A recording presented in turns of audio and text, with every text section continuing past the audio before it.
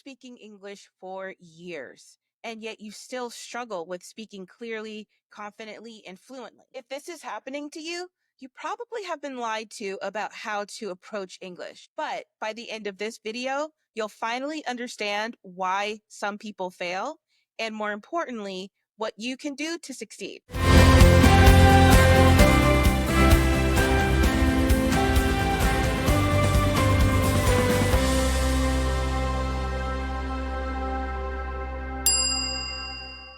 Hello, everyone. Welcome to Frustrated to Fluent. I'm Devin Bruce. I'm the founder and CEO of the English Communication Academy, and we help non-native English-speaking healthcare professionals communicate effectively with their patients, colleagues, and staff. And the tips in this video has helped many doctors and other healthcare workers with how to approach English so that way they can finally overcome their obstacles for good. Now, many people really struggle with this because people have been speaking English for years, or they speak English every single day, or they've been learning grammar for the past 15 years. A lot of people think that more vocabulary equals more fluency. But you might not believe this, but some of the most fluent and the most expressive people that I've come across have smaller vocabularies than some of the people who struggle with it a lot. I know that probably sounds weird, but I'll explain that in a bit. Because you can study grammar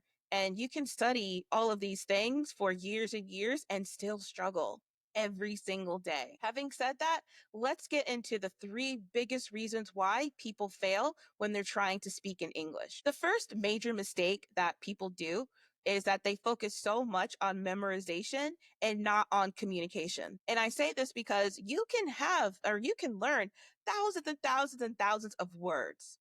But if you don't know how to hold a conversation, then those words are useless. That's why I said some people, they have these big, beautiful $1 million words that are just fancy and flowery. They know them, but they don't know how to speak.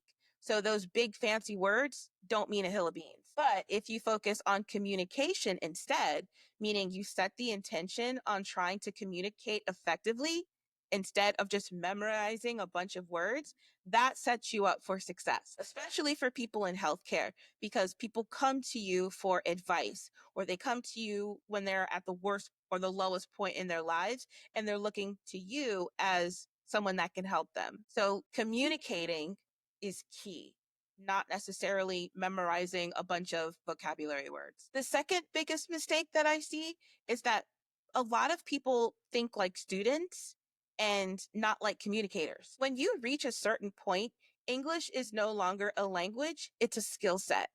Especially with a lot of the healthcare leaders that I've personally worked with when I was an English coach, and a lot of the healthcare leaders that we work with in the academy right now. Yes, in some ways you are a student because I'm a lifelong student myself. I learn Arabic and I will always continue to learn Arabic.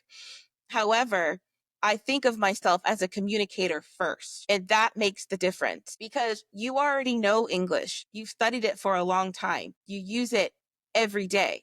You give presentations in English. You speak up at meetings all the time. So at this point in your development, you're no longer a student.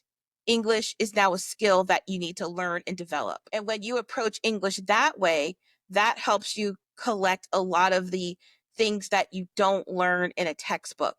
That's something that we focus on a lot in the academy. We bridge the gap between textbook English and the everyday working man's English that everyone needs to communicate effectively in healthcare. So if you have that same approach, that is going to completely open up your world in the way you communicate with others. And that can be deeply transformative. And the third biggest reason why people fail, and this is a huge one, I see this all the time, is that people overcomplicate everything.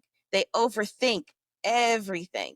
Now, I get it. English can be really hard for many reasons, depending on your native tongue. Some languages, it's not so hard to learn English because there's some similarities, but there are some others where English is just completely different. And so I can understand why some people really try to overanalyze it. And so they really try to overcomplicate things, kind of like what I said before, using these big fancy words that no one uses. And so they sound like walking dictionaries. But we don't talk like a dictionary. We use simple, clear English when we speak. So you don't have to use a lot of sophisticated words in order to communicate effectively. That might go against everything that you have been taught about how to approach English, but I promise you, I work with people every single day in the academy. When you simplify things, you become better communicators. All right, so we talked about why people fail. Now let's talk about how you can succeed. The first thing that you need to get comfortable with is imperfection. And I get it. People in healthcare, they take this very, very seriously. Sometimes things are truly life and death. So I get it. It's very serious that you want to communicate with them. However, you don't need perfect English. You need clear, confident English. People will forgive a grammar mistake here and there or a mispronunciation here and there if you know how to communicate effectively and you're clear in your speech. Another way to succeed is to give yourself more opportunities to practice. Many people use English every day, but they don't give themselves time to practice. A lot of them think that they don't have enough time, and you actually do. There are simple things that you can do right now to help fix this. One of them, right off the bat, is to start thinking in English. A lot of people, what they do is they think in their native language, they translate it in their head, and then they spit it out. That takes a lot of time. But if you start thinking in English, which is something you can start developing right now, that alone will help you. I do that myself as an Arabic learner. I take off my English hat when I know I'm going to class because I'm not fluent yet. I'm getting there.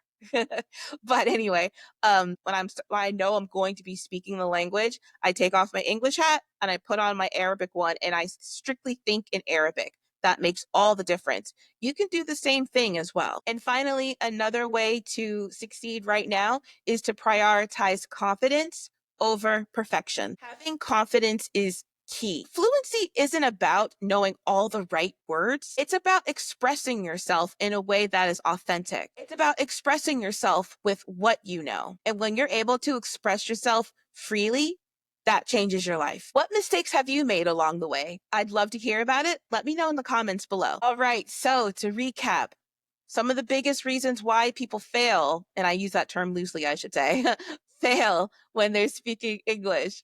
They focus so much on memorization and not trying to communicate. They think like a student and not a communicator. And people overcomplicate and overthink everything. The way to let go of all of that, you can do a number of things. The most important thing is get comfortable with not being perfect. Embrace imperfection. Also, practice in real life situations, not just at work. And finally, prioritize confidence. It's so much more than just the words. It's about expressing yourself with what you know. And if you are ready to succeed, we have a free 5-day challenge that you can take on your own. It's designed for busy healthcare workers like you. If you are interested in taking that for free, the link is in the description box below. If this video resonated with you, please share this with other non-native English speaking healthcare workers.